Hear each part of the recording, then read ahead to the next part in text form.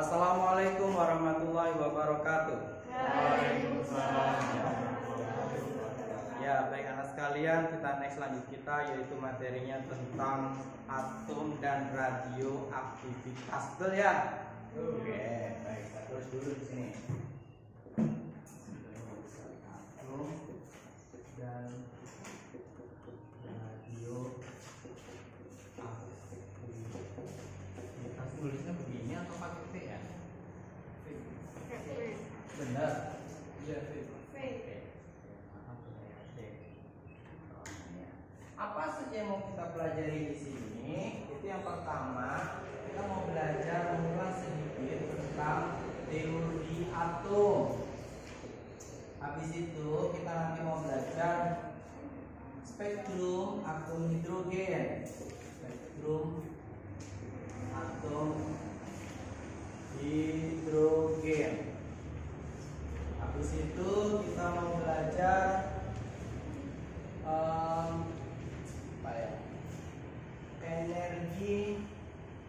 energi ikat inti.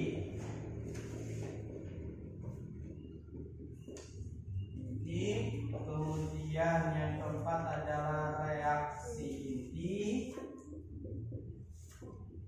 Kemudian yang terakhir adalah peluruhan. Ini adalah materi terakhir ya, kelas 12.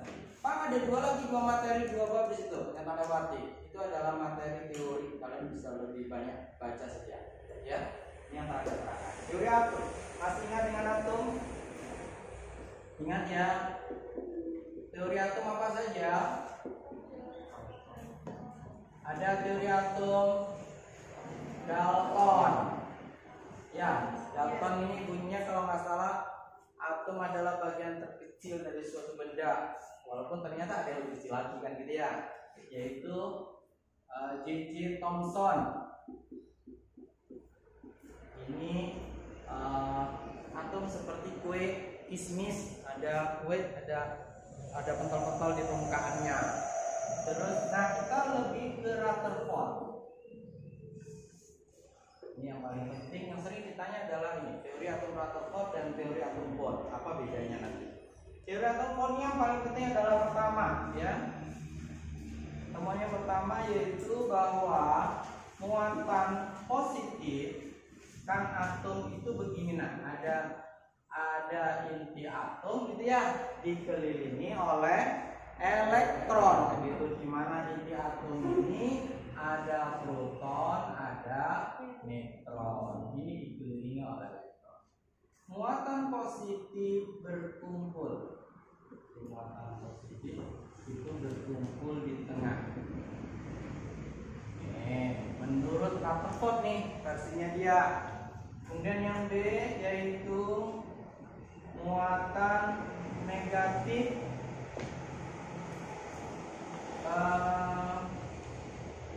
berada pada lintasan sembarang. Sembarang itu maksudnya tidak teratur. Nanti akan kelihatan bedanya dengan miliknya Bohr. Kemudian yang C itu adalah sebagian besar dari atom, sebagian besar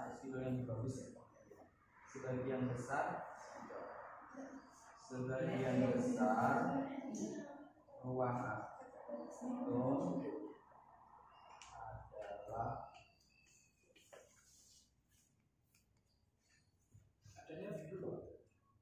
apa?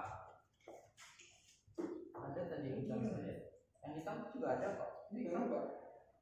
Oh, sebagian besar atom adalah bebas, ruangan bebas. Terima kasih. Kemudian yang D, bila terjadi reaksi kimia,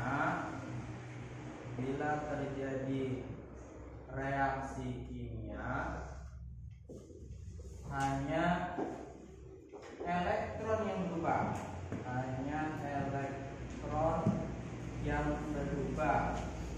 Kayak itu ikatan kan hanya elektron berubah.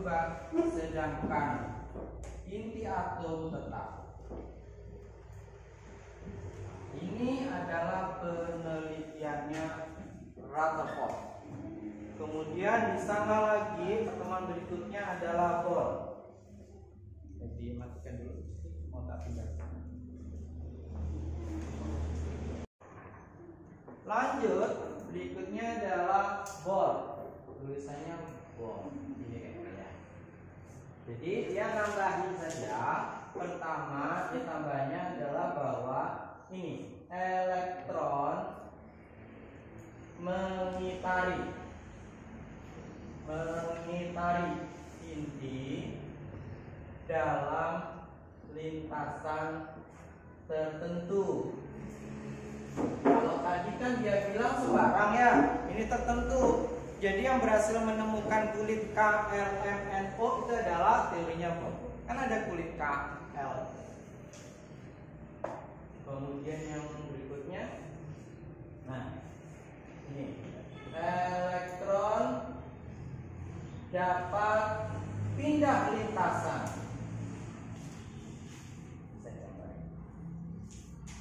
Nih, kalau misalnya ini adalah inti atom, kemudian ini ada kulit-kulitnya. Ada kulit K, kemudian L, kemudian M. Maka ini inti. Elektron itu bisa pindah ke lintasan yang lebih jauh dengan syarat dia harus menyerap energi. Sebaliknya elektron yang dari jauh bisa masuk ke lebih dalam, maka dia caranya adalah melepas atau memancarkan. Ya, yang dilepas sama dipancarkan itulah disebut dengan sinar radioaktivitas. Ya, berapa besar energinya? Maka hitungnya adalah gini. Pertama, energi perlintasan. Jadi ya, kalau ada elektron di kulit K, maka sesungguhnya dia mempunyai energi itu sebesar 13,6 dibagi dengan N kuadrat elektron volt. N itu adalah, kalau K berarti N ke 1, ini kedua, ini ketiga. Jadi N itu adalah lintasan keberapa. Maka kalau dia pindah lintasan, maka energi yang dibutuhkan, energi yang diserap atau yang dipancarkan itu sama dengan energi tujuan dikurangi energi massal. Nanti maksudnya, kalau misalnya energi tujuannya adalah ini, maka energinya berapa ini yang 13,6 dibagi dengan 3 kuadrat elektron volt. Asalnya misalnya dari sini, berarti ini dibagi 1 kuadrat. Itu caranya. Kalau dia. Ini yang paling penting, ya. Nanti ada tambahan lagi sebetulnya berapakah ngitung kecepatan di lintasan 1, kecepatan elektron di lintasan 2, ada semua di buku. Saya mau lanjut, berikutnya adalah apa di situ? Spektrum atom hidrogen. Spektrum atom hidrogen. Ini khusus membahas bagaimana perpindahan elektron untuk atom hidrogen. Jadi kalau saya misalnya lintasan ya, ini lintasan 1, 2, 3, 4, 5.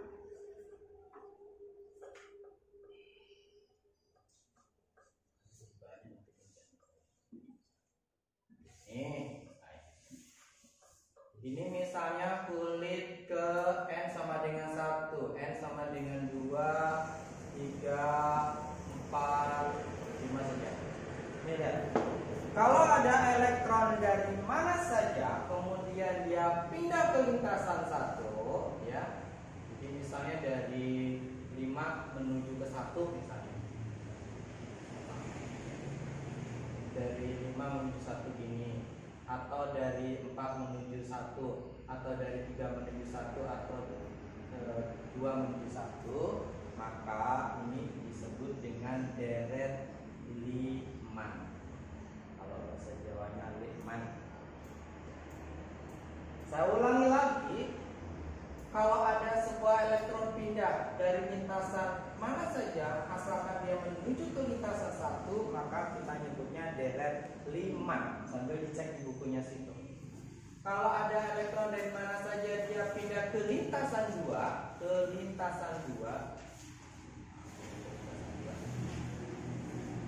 maka disebut deret Balmer. Ya, tapi dari situ bagaimana cara menghitung panjang gelombangnya? Saya tolong dicek lagi bukunya. Kalau nggak salah gini, lambda sama dengan R kosata Weber kali 1 dengan N tujuan dikurangi dengan super N asal. Super lambda sama dengan R super N tujuan dikurangi N asal. Tujuannya mana? Kalau tujuannya 1, ya ada kuadratnya enggak ya? Kalau tujuh kuadrat. Kalau tujuannya 1, tulisnya 1. Asalnya dari mana? Dari 5, ya berarti 5 kuadrat ya. Ini kosata begini misalnya berapa? 1,097 titik 10 pangkat 7. Sehingga nanti ketemu lambda. Ini favorit sering kali keluar. Nanti kamu, nah dari soal ini kelihatan kalau dia pindah dari 5 ke 2 berarti deretnya apa? Balmer. Kalau dari 3 ke 3, dari 4 ke 3 apa? Pascal, Braffet, Pfan. Ada 5 ya. Lanjut, berikutnya kita lihat energi Katipi. Saya bisa menerangkan ini, energi Katipi. Energi Katipi. Apa maksudnya begini? Kita cerita inti ya. Di dalam inti itu katanya ada plus, ada neutron ya. Kita bahas yang plusnya aja deh. Ya sekalian. Ini logikanya energi Katipi. Kita dulu pernah belajar yaitu gaya Coulomb. Gaya Coulomb F sama dengan K I1 I2 dibagi R kuadrat. Pernah ya belajar itu ya? Baik, saya mau tanya. Itu kan muatan. Anggap aja muatan plus per R. Kalau muatan plus dengan plus, logikanya tarik menarik atau tolak menolak? Yakin tolak menolak. Terus kita lihat jarak. Kalau jaraknya dekat, kira-kira gayanya makin gede atau makin kecil? Kalau R-nya ini misalnya 1 cm, kira-kira gayanya besar atau kecil? Kan ini berbanding terbalik. Jadi kalau jaraknya makin dekat ya, maka gaya tolak-tolaknya makin besar. Logikanya, karena di dalam inti itu ada banyak plus berdekatan, plus dengan plus tolak menolak, kemudian jaraknya juga dekat, mestinya tidak ada cerita plus dengan plus itu berkumpul. Tahu maksudnya? Nggak ada ceritanya. Plus dengan plus itu mesti tolak menolak, pecah kalau perlu. Tapi yang terjadi kenyataannya plus sama plus itu bisa tenang-tenang aja di dalam inti atom. Apa sebabnya? Karena ada energi ikat inti. Di energi ikat inti inilah yang kemudian bisa meredam gaya Coulomb ini. Lupa energi ikat inti itu dapatnya dari mana? Energi ikat inti itu dapatnya dari defek massa dikali dengan 931 mega elektron volt.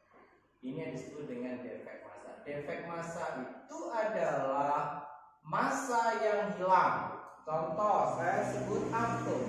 Atom X itu kan ada nomor atom, ada nomor massa, betul ya? Jadi A itu adalah jumlah proton, betul nggak?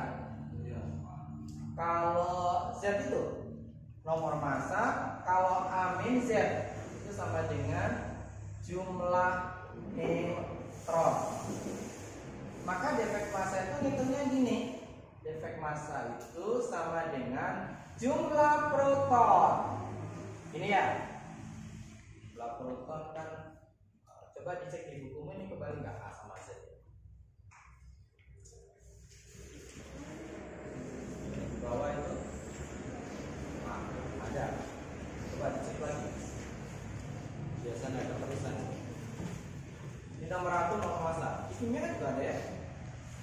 Anggap aja nomor atom.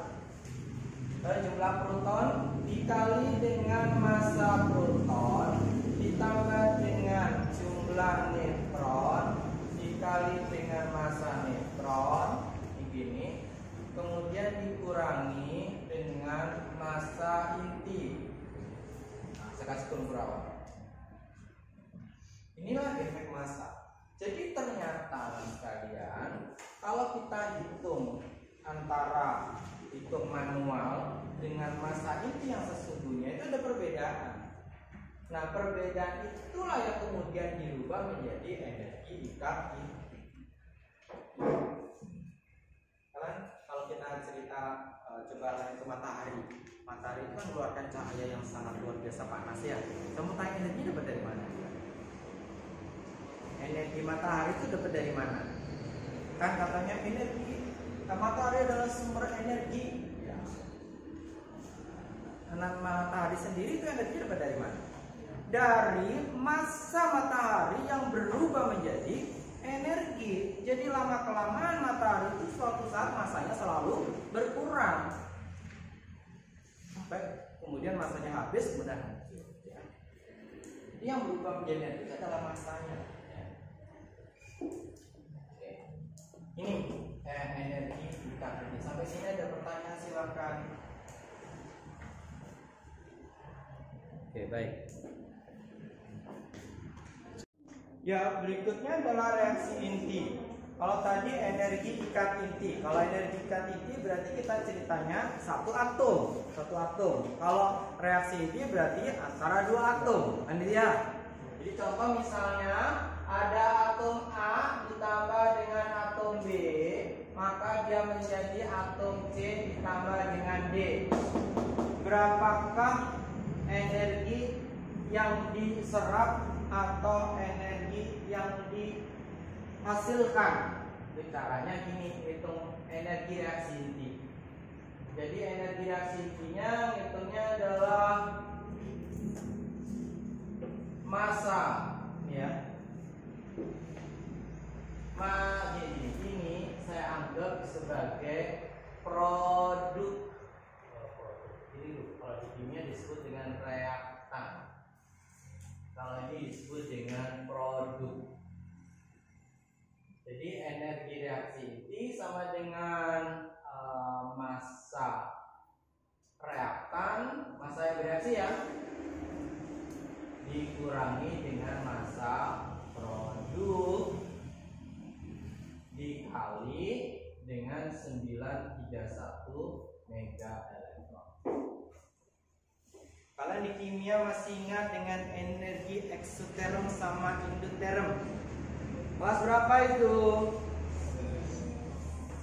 11 ya. Daring ya. Jadi energi yang kita butuhkan untuk terjadinya reaksi kimia, ada energi yang kita keluarkan. Cara hitungnya dapat dari sini. Massa reaktan dikurangi massa produk dikali 931 mega elektron. Berarti hitungnya adalah massa banyak ini. Coba di situ dilihat nanti yang hitung massa produknya. Sama seperti hanya ngitung energi ikat inti.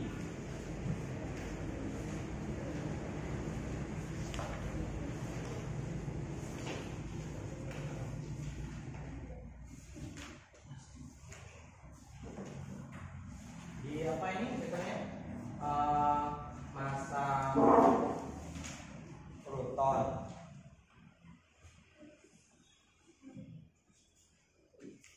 Intinya massa reaktan, massa sebelah kiri dikurangi massa sebelah kanan. Belajar intinya banyak yang ya. Peluruhan itu bahasa apa ya?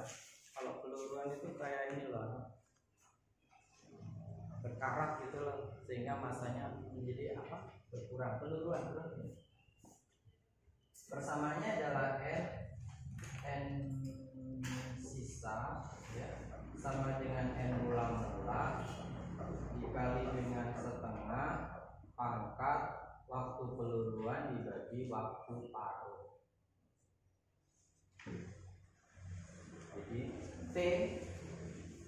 T itu adalah waktu peluruhan, kemudian T setengah itu adalah waktu paruh. Waktu paruh itu pengertiannya apa? Waktu untuk menjadi separuhnya. Ada lagi waktu paruh itu sama dengan 0,609 dibagi dengan lambda. Lambda ini adalah tetapan peluruhan.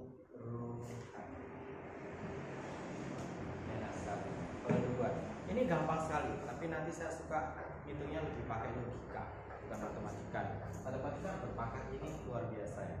Ini ujung-ujungnya hitungnya pakai logaritma ya. Ini di log, makanya turun di depan. Masih ingat logaritma? Masih lupa ya. Oke, silakan. Bacakan.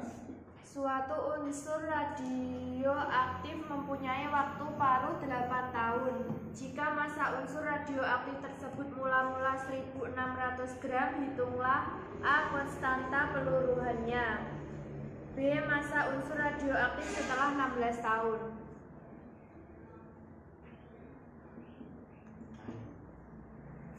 Pertama dia tanya apa? Konstanta peluruhan.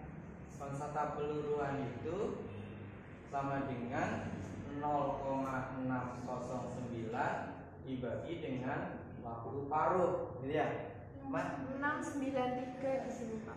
693. Oh, mohon maaf.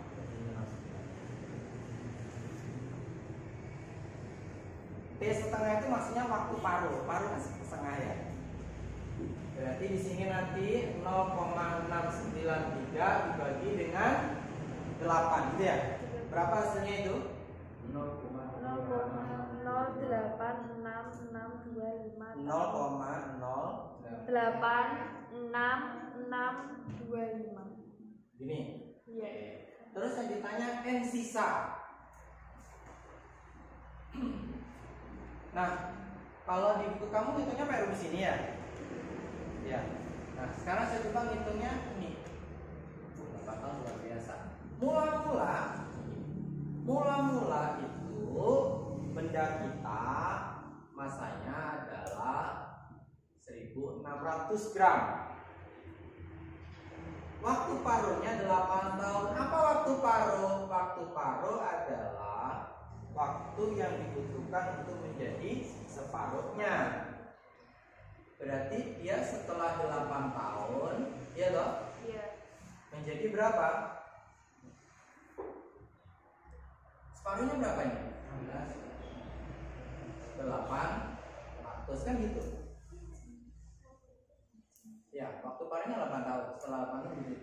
Terus habis itu waktu peluruhannya berapa? 16. Waktu peluruhannya yang dia tanya itu setelah meluruh berapa tahun? Setelah 16 tahun. Setelah 16 tahun. Berarti ini kan baru 8 tahun nih. Kemudian katanya sih setelah 8 tahun lagi dia menjadi berapa? 400. Menjadi 400. Nah 8 tambah 8 berapa? 16 16 tahun kan? Iya. Ya, berarti jawabannya adalah 400 gram. Ya. Iya, Pak. Jadi ini T-nya sama dengan 16 tahun. Jadi maksudnya gitu. Saya ulang lagi, 8 tahun itu waktu paruh, artinya waktu yang dibutuhkan untuk menjadi separuhnya. Setelah 8 tahun menjadi separuhnya, setelah 8 tahun menjadi separuhnya, setelah 8 tahun menjadi separuhnya lagi, yaitu 200. Terus itu, tinggal lihat pertanyaannya aja berapa tahun gitu ya. Sehingga kalau misalnya saya tanya setelah 24 tahun berapa ini? 200 ya kan? Kita tambah lagi di grafiknya ya.